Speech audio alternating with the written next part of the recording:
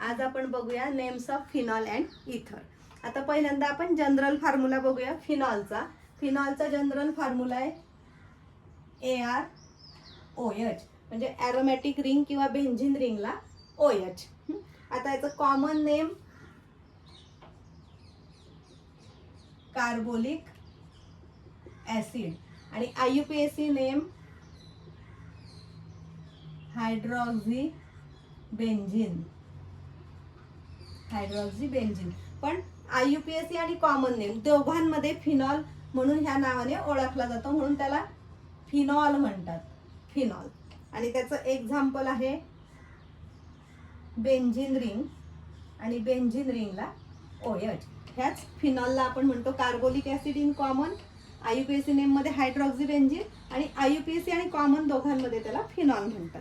आता बघूया इथर. तर इथरचा जनरल फॉर्म्युला आहे ROR'. तर हा R and R' may be same or different. मग आता कॉमन नेम त्याचं येणार, जर R आणि R' सेम असेल, R अँड R' सेम, तर त्याचं नाव येणार डाय अल्किल इथर. आणि जर R आणि R' डिफरंट असेल, R अँड R'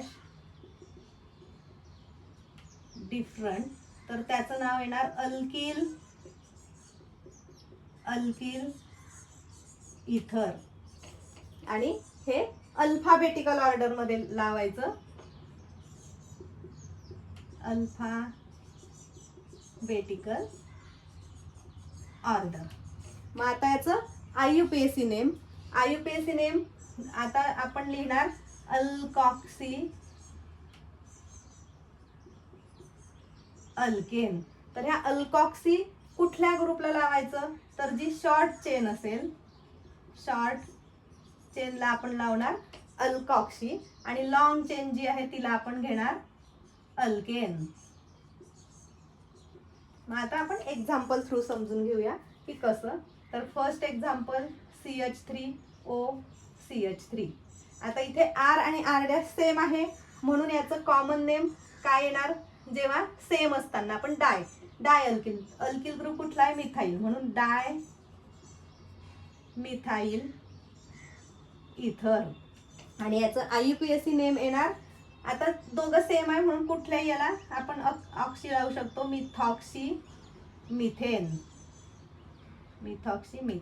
आणि सेकंड एक्झाम्पल घेऊया CH3CH2OCH3.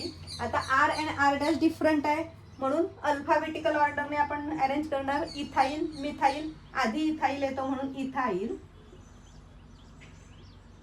मिथाईल इथर.